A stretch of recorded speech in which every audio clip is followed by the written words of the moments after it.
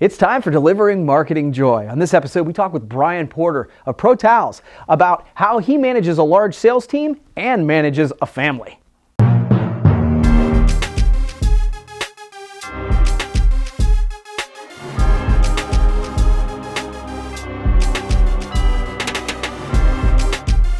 Hey there, and welcome to another edition of Delivering Marketing Joy. I am your host, Kirby Hasseman, and I am very excited to invite on the show a good friend of mine, Brian Porter, who's VP of Sales at Pro Towels in the promotional products industry. Brian, thanks so much for being here. Kirby, thanks for having me. I appreciate it. Absolutely. All right. Well, one of the things I know, when I first got into the industry, you and I met, and you were really helpful to me. You were very kind, and I certainly appreciated that. And I was reminded of that because I saw that you were one of the people who nominated Jessica Hutwelker for the Rising Star Award in our industry, and I thought that was really cool. It feels like a theme. It feels like you seem to take people under your wing. Why is it that you go out of your way to be kind to people in the industry? You know, it's a great question. You and I have both been in this a long time, right? And for me, we're not going to date ourselves, but I think about this, and it's kind of a smaller part of a much larger question for me, and that question is, in our industry, what does the future look like? I mean, so many things have changed for you and I. When we started in the industry, there wasn't even the internet. That's how long ago that's been. I mean, to even think about that, right? So think about how much things have changed, how much, everything has changed from buyers, your buyers, to, the end users and the distributors and the suppliers, and so many things have happened.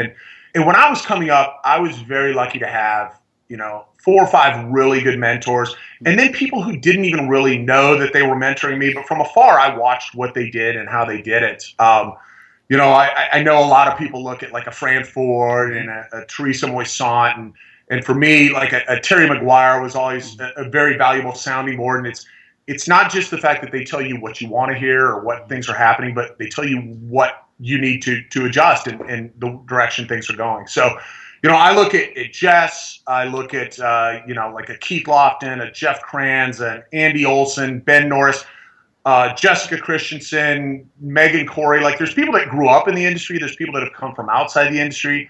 But when I look at them, I look at what I believe to be the future of the industry. And, for me, it's very important to be a part of that, to see where they're going and what's on their minds and how they're changing with the way that the industry is changing. And it also means a lot to me because I did have those strong mentors, and I was honored to be able to work with you and just this is my home. This is where I've always called home, the promotional products industry. So to be a part of that, whether it's mentoring someone, whether it's being involved in the associations, whether it's communicating like this with you, it all just goes a long way. So I'm honored to be able to do it, and that people actually take my advice from time to time. So that's cool, man.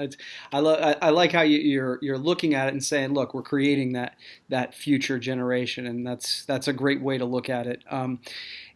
One of the things that I see, or the question I always hear, is that the balance question, and certainly you're managing a large team, and I know that you have a young family. So, that holy grail of work-life balance, how do you find balance?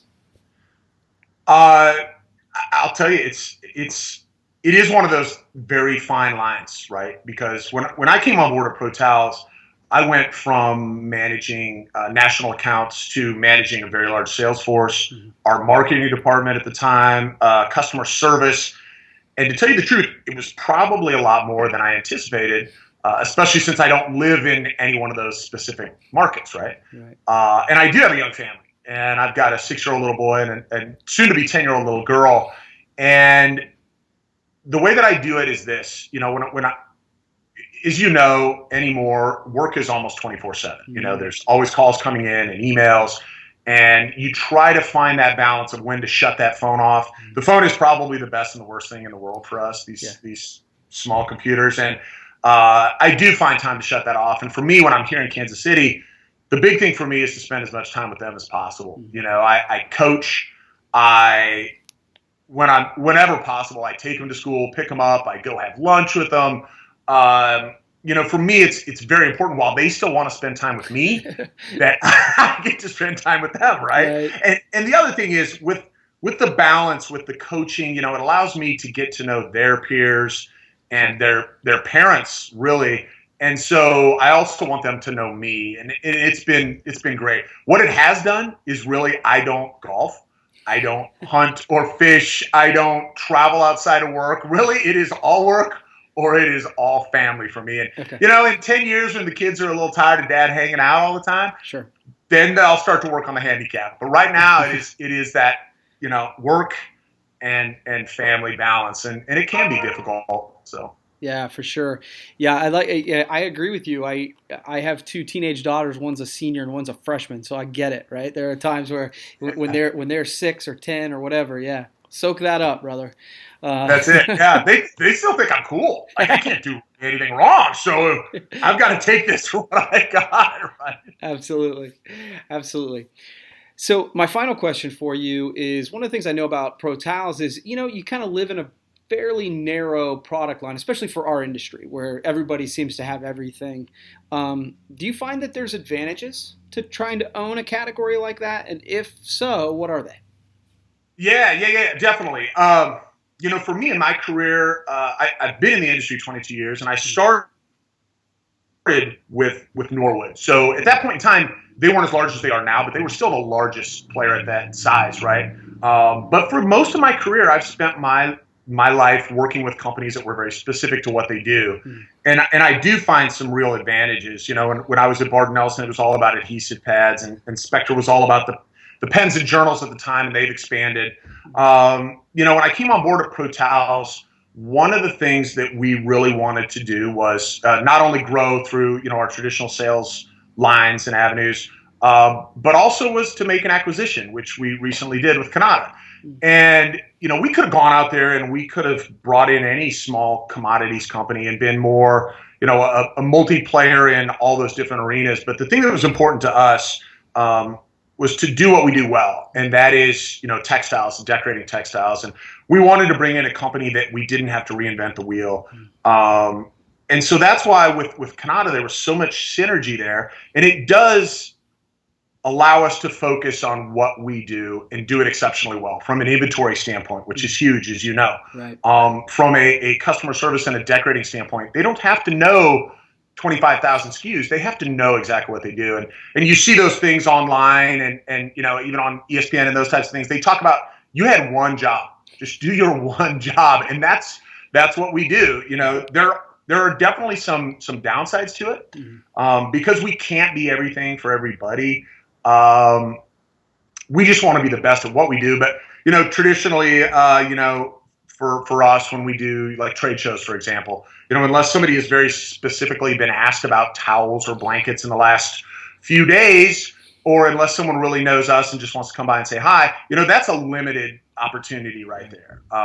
So we have been very blessed in the ability to grow and to kind of own those markets and the acquisition of Canada. But I like the fact that we don't have to be everything to everybody, but we can just be the best that we can be at what we do. So some people do it so well and be everything to everybody, but I think those are few and far between, to be honest. Yeah, no, I get it. I mean, it's do what you do and do it well. So that's great.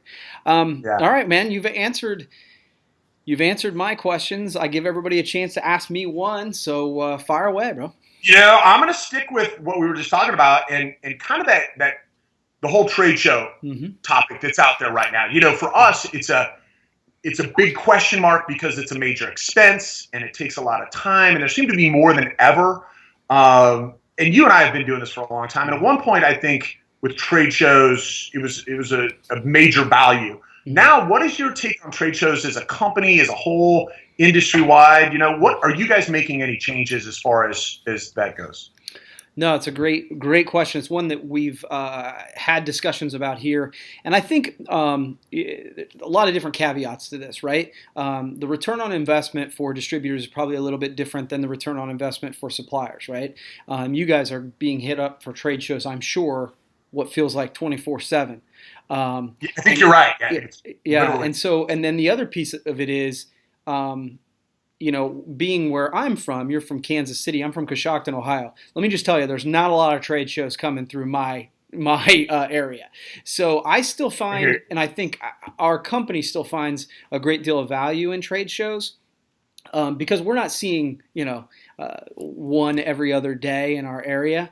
From my perspective, I still value, despite the fact that there is so much value in the internet and research and e-commerce, I still, and we as a company philosophically believe in doing business with people we like, know, and trust, because we believe that's how they come to us, so we want to practice what we preach. Trade shows are still a good way for me to get to know new people. At the end of the day, in our industry, EMEs are an awesome. For those who don't know what that is, it's essentially where a bunch of people come together and have extended time together. Honestly, that's the best. But frankly, up-and-comers aren't always invited to those. Yeah, they're pretty exclusive still at this point. Yeah, which is great, and that's right. But I find that trade shows are a way for me to introduce those new people who will become to kind of the future of our industry, like you talked about earlier. They become the future of our industry by getting to know pro towels at a trade show. They don't just get immediately invited to that EME event or those exclusive events. So for me, trade shows still have a lot of value, but I do understand the other side of it and why suppliers, your side, are being more selective about the ones we're going to. But we still find value. Yeah, good. Well, I'm going to make sure that we show up in your hometown this year. That sounds good, man. I appreciate it. That's it. We're going to do it just for you, buddy. All right. Well, hey, I'll buy you a beer while you're here. I'll do that. All right, man. Well, that wraps up another edition of Delivering Marketing Joy. Thank you so much, Brian, for being here, and thank you for watching. Thanks for watching, but wait! Can you do me a favor? Please subscribe to my channel. If you haven't done it already, the way to do it's right over here. And hey, if you want to watch the last episode, check that out over here. Again, before you leave, subscribe!